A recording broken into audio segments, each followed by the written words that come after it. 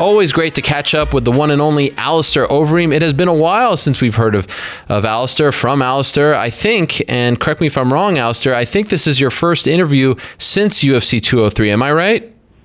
Arrow Helwani, well, it's good to be back. Yes. First of all, good to see you again. Well, not to see you, but to speak with you again. And secondly, no, this is not my first interview. I've done a couple. Damn it. But they were a little bit off the radar interviews, small interviews. Okay. People that ran into me quickly, a couple of questions. But, yeah. Nothing that gets you the worldwide attention that your favorite show, the MMA Hour, does. Worldwide exposure. Yes. Fine. Well, it's good to talk to you, Alistair. It really is. Yeah. And I'm happy to hear that you're in good spirits. We have a lot to discuss. But first, I want to ask you about that night in Cleveland. Do you still think about it a lot? Do you still think about what went wrong? Or are you over it? Well, I'm it's one of my traits. I always look ahead, because if you keep pondering about the past and about what if, and that just makes you an unhappy guy. And I really choose to be a happy guy, and that's why you gotta look ahead. You gotta think about positive things. You gotta create positive things. You gotta do positive things. So that's basically what I've been up to lately. And of course, you have to learn from your mistakes. So we've analyzed the fight and thought about the fight, and of course I've got great coaches, and yeah, I am working on a lot of new stuff. Of course, everything needs to be better all the time. So we've been motivated again, training hard again, and looking forward to my next fight. And of course, what if we did it? If you ponder too much about that, that just makes you unhappy, and we choose to be happy. So you got to look ahead, think ahead. That is a great way to look at things. I'm just wondering, do you regret, after it was this weird situation where you said you thought he tapped, and then they put you on the spot on TV, and then it's there and there's no tap? Joe Rogan put me on the spot, the bastard. Do you regret that? Do you regret saying that in the moment? Well, no, I'm going to say something. My coaches were the one who addressed the issue with me, and they were like, hey, listen, he tapped. I was like, and I spoke with them. I was like, listen, guys, are you absolutely 100% sure? And they assured me, yes, we are under 100% absolutely sure. Even the audience behind me, they were like, so that's why I picked it up, because of them. And then Rogan jumped on it, and I saw his eyes flash up. He's like, no, I got you. So he had me in that one, but it's all good. It's all good. Have you watched the fight since? Yeah, of course. Watched the fight a couple of times. I watched the fight immediately after. Oh, really? Okay. Is it hard to watch? Yeah, just because you were doing so well early on? I mean, it looked like you had him. Well, we came very close. Yeah. Getting in the guillotine, he did an excellent job of escaping the guillotine and pressing the fight after that. And the other thing was that it was over so quick. I didn't really have any damage. It was 2 right shots right on the jaw. He's got a great right hand.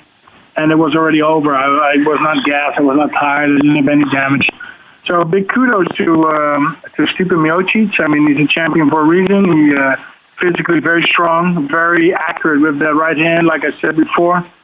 And he took me out. It was a fairly easy fight, and he escaped the guillotine, one of my dangerous weapons. Right. You're obviously a veteran. You're 36 now. If this fight, this scenario for the UFC belt, the way it went down, happened 5, 6, 7, 8 years ago, would you have taken it so well, or is this just a product of you being around, being more mature, evolving as a human being? Because it really is admirable the way you handled it afterwards. Well, I will tell you, I had to give it a spot. So after the fight, I went to Miami. Spent some time there. Then I went to Holland, and Holland always has miracles on me as a person, with family, with friends, and with my baby daughter Jazz. So, and then you mentally recover. You're able to give it a spot. You went for the number one. You didn't achieve the number one. I mean, I'm vice UFC heavyweight champion, I believe. Right? That's when the loser. So that doesn't count, but still something. And with the other championships that I did achieve, I still have nothing to be ashamed of. I'm very proud of what I've achieved. And, I've got some great people around me. I enjoy training a lot. I'm training to become better. I've already started training hard. I expect to be fighting again sometimes within the next couple of months. And, you're always as good as your last fight, right? Right. For the last fight, I didn't make it. But when we win again, we're going to be on top of the world again. And so that's what I'm gunning for. That's what I'm aiming for. And I know I have it in, you know? Great. Do you have your next fight yet? There was some talk of maybe March. A lot of people wondering when you're going to fight again. Do you know when it is? Well, I'm hoping February or March. Okay. So we're just training. We always train. We always strive to be better. Of course, you got to stay in shape. Yeah. So February, March, that'll be ideal for me. Any idea who you'll be fighting? I have no idea. I mean, there's a bunch of top 10 guys, right? Not booked. Yeah. Or probably not be booked at that time. So I also believe that at this level, it doesn't really matter, right? If it's top 5, top 10 guys, it's all good to me. Do you have a preference? Like if you were the guy who got to choose who you fight next, would you have someone in mind? Well, actually, I don't. Oh. That's a weird thing. You know, I don't have beef with anybody. I mean, a third fight with Verdum, with that respect, would be a little bit nice. I could have beef with him, not really, but we're one-on-one. So that's something that could be interesting. Rafa could be nice, right? I lost 2.5 years, 2.5 years ago against him, my last loss. But other than that, yeah, Bigfoot was a fight I would like to avenge, but he's not with the UFC no longer.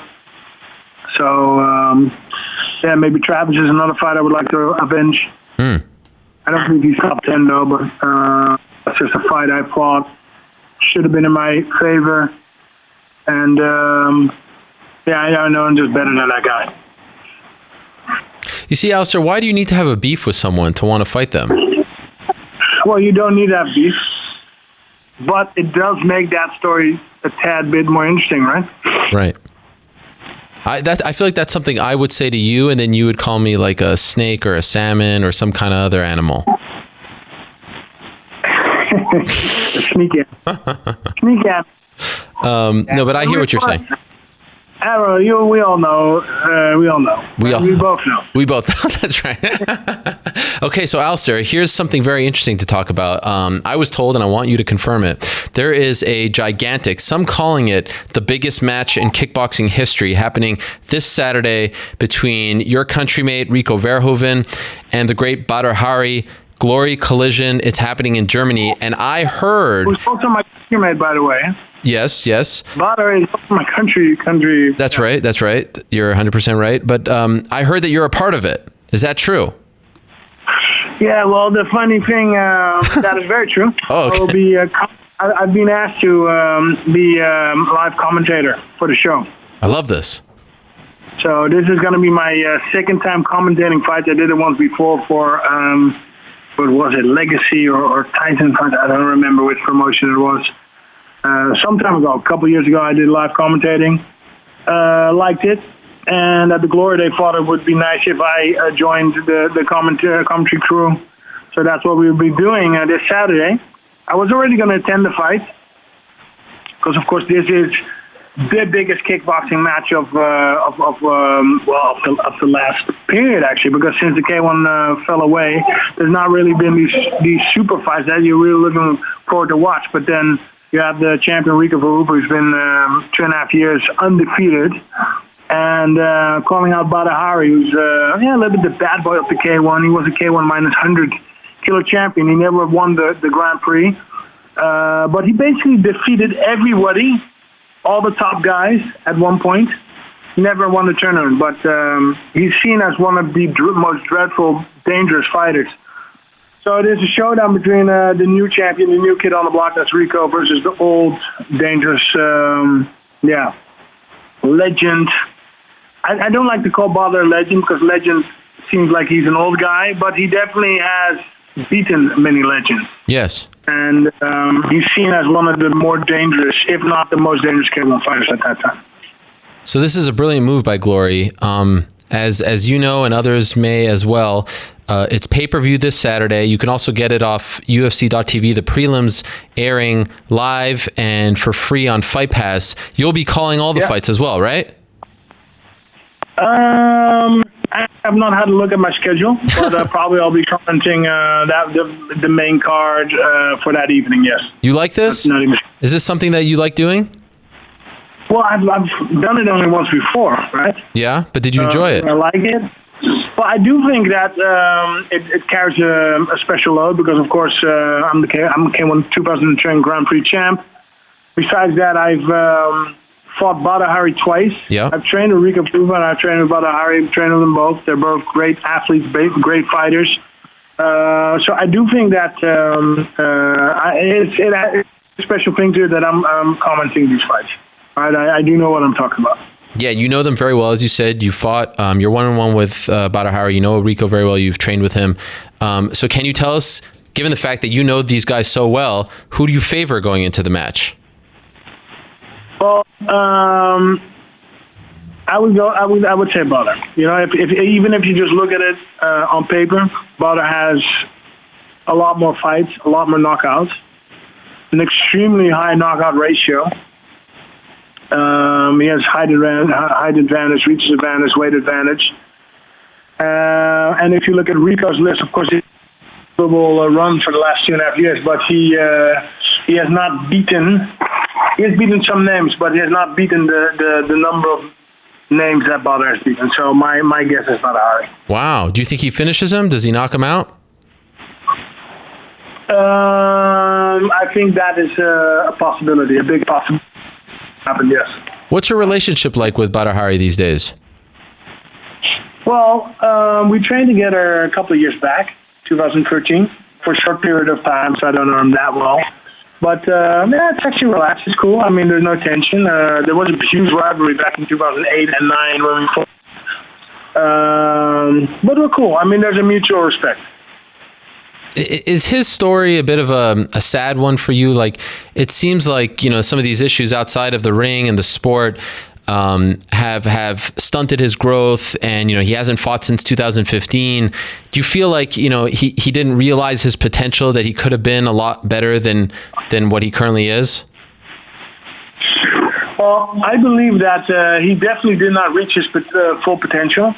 That's one thing, undoubtedly, for sure. You know, because he has basically beaten everybody. He's beaten Sammy Shield. We went 1-on-1. I beat him the first time. He knocked him out, and then he basically beat me back in the Grand Prix of 2009. So when he puts his sights to doing something, he gets it done, right? Because he really wanted to beat Sammy Shield. He had a very bad period before that. He got disqualified in the 2008 Grand Prix for illegally kicking Raymond Ben Johnson while he was grounded. And then weeks later, he fought me, which he lost by KO. But then he came back so hard by beating Sammy Shield. He was at that time the K1 champion. So he has his way of coming back. Now, he's not really been gone, right? His last fight was a year ago. But, of course, there's a lot on the line for this fight, as it is basically seen as one of the bigger fights for the last 5 years. And Rico, like I said, you need to tango. Rico has had a tremendous last 2.5 years. His last fight, he won a knockout with that very goodly timed low kick. And, of course, there's a little bit of bad blood because Rico is calling him out. I've done that a couple of times because, of course, Badr was retired. But now he came out of retirement. So it's going to be, it's two big guys. They're both 250, 255. They're both 6'5", 6'6". Badr is a little bit slight weight advantage, slight height advantage. But it's a fight to look forward to. And it has worldwide attention, so it's looking good. Yes. You know, as you know, last year we had Rico on the show and we talked about you, and he had some interesting things to say. He said that you're not a kickboxer, that you don't like to get hit, that people figured out your style. Where does your relationship stand? That's not really nice of him to say. I know. That doesn't really sound nice at all. No, I agree. I stood up for you, by the way, just so you know. What did you say? I said that Alistair is a kickboxer, that he does like to get punched, and that none of you know his style. He's the damn champion. He's the Grand Prix champion. Yeah. So I'm a little bit surprised by that, but on the other hand, I can't be bothered. I'm fighting in the UFC. Obviously, of course, there's always going to be some tension and some stuff said, but yeah. That's that? That's all you have to say about it? Well, what else do you want me to say? Well, because the fan out there. Rico Verhoeven. No, well, the fan out there will say, "Oh, of course, Alistair's picking Badr because he doesn't like Rico because he said these things about him." No. That's not the case at all. Yeah, I never had a fight with Rico. Rico is a different sport. Okay, would you? I guess if Rico wants to fight me, then he needs to come into MMA because there's no way I'm going to go back into kickboxing. You're done with kickboxing? It's over? Yeah, I'm done with kickboxing. And of course, right, we went in there. Yeah. You can imagine how I went in there. I was supposed to rematch Croker for New Year's Eve for the Dynamite show. Yeah. The Japanese, 3 weeks before the fight, said, listen, Croker fight is not happening. Fight K1, Badr Hari. And, okay, I was trained. I was ready to go. I was like, you know what? I'll just fuck it. That's how I got into K1. And I remember telling myself, when I knock Badr out, I'm going to challenge the champion, who was Raymond Bionski at the time. And then I'm going to get him too. And that fight, I lost in decision. And then I vowed I'm never going to kickbox again. I'm done with it. But then in the summer, for the final 16, the Japanese votes had a chance to vote who they'd love to see in the final 16, and my name came up on top. So that basically they voted me to be a participant, and that's how my invitation for the final 16 came. And I was like, you know what, let's do this. Sounds good. I'm honored to be chosen by the Japanese fans, and actually participating in the final 16. I don't know. I fought. I think. When did I fight again? I don't know. I fought. I won by KO. But that tournament, that's such a huge hype around it. Then, of course, you advance to the final 8 in December. Yeah. And I liked it. I liked the attention. I liked Japan. I liked kickboxing. And that's how I got into K1. And, of course, that year I didn't make it, but 2010 I did. But that was a one-off. I mean, 2010 I became champion. I achieved my objective. I fought most of the guys. I didn't fight Sammy Schultz. But that was also one of my objectives. We never fought. But then, 1 second. What happened? Yeah, my daughter. You sad? I don't know what happened, but she's in the next room. But was that Storm? It was. No, it's Jess. I have a second daughter. That's right. Congratulations. Thank you. No, but then my objective was met. And K1 went bankrupt, and then I just restarted focus on MMA. So to me, to go back into it doesn't make any sense. Why would I do that? I mean, I'm totally into the MMA now. MMA is making, and then that's because UFC is making a huge development, right? All these, you got the ground, you got submissions, you got takedowns, you have striking. It's you got to keep up with that. If I go into kickboxing now, I'm never going to go back into MMA because MMA is a sophisticated sport. Sure. A lot of things are at play. You got to watch your diet. You got to do strength and conditioning. There's so many different factors. So many more factors into UFC and UFC. You have to keep up with that, or you're going to be lost. You're going to be doomed. Do you think that he would make a good MMA fighter? Did you see his one MMA fight, Rico's? Do you think that he would make a good MMA fighter? I believe he's not too old. He's still young, right? He's like 28 or 29. Mm-hmm. So that is a little bit on age, right? Because as a heavyweight, you have still 39, so he still has like 10 years. If he would put his mind to it and focus on what needs to be done, then I can see him, breaking some bones. Yeah. But that will take some time. I mean, he's going to have to invest years into it. Sure. Of course, you got to pay bills, you got to do stuff. So that's for him too. He has his, with Glory, he has his contract. I don't know how that situation is. But if he would devote himself 100%, then of course he'll be able to do something. Will he become champion? I don't think so. Because, of course, there's a huge difference. He's 28, 29. If you're going to start wrestling at 28, 29, I started wrestling when I was 14. It's a huge difference. Sure. One last... Then let's go back to challenging yourself. And for that fact, if he would challenge himself that way, I would respect that. Because, of course, you're going into a whole different unknown field.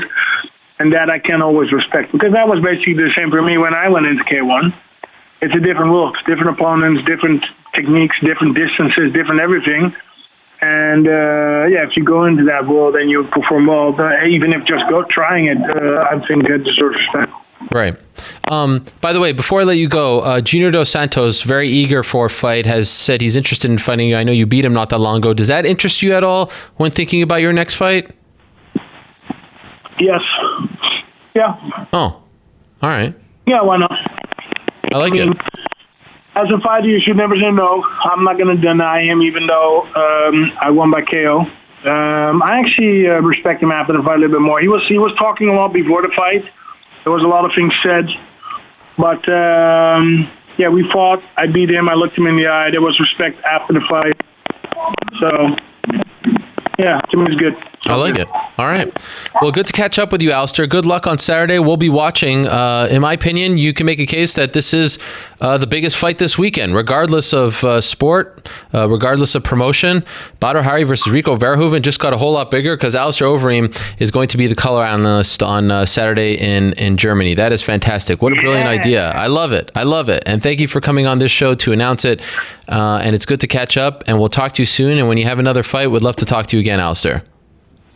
Hey, Ariel, it's always my pleasure. And I have the feeling we will be talking again soon. Oh, by the way, Alistair, did the commission in Ohio actually charge you $500 for being late to the weigh-ins? I wanted to ask you that. I actually don't know. Maybe they did. I'm sure they did. That was classic. That was classic Overeem. Yeah, I'm sure they did. And listen, Ariel, I also have something to ask about you. Oh. Okay. What do you want to ask me? Well, you're going to UFC events again, right? Yes, of course, Alistair. I heard that something happened with you or something. I mean, welcome to June, Alistair. I mean, it's such old news. You're asking, come on, you got to keep up with the times. I was at your fight. It's only a couple months ago. What happened? I was at your fight in September, 3 months later. But what happened? Look at you trying to start. What do you mean, what happened? We all know the story, what happened. I did a whole 2-hour show on it. I broke some news. They were unhappy about it. They had nothing else to do but to kick me out. The people spoke. There was an uprising, and they brought me back 48 hours later. They recognized, was a rebellion. They recognized that this show can't go on without me. You understand? They recognize greatness, right, Ariel? In so many words. You said it, not me, Alistair. Okay, amigo. Hey, listen, always fun? Yes. I appreciate it. Talk to you soon. All right. Much love. There he is, Alistair Overeem, always causing trouble.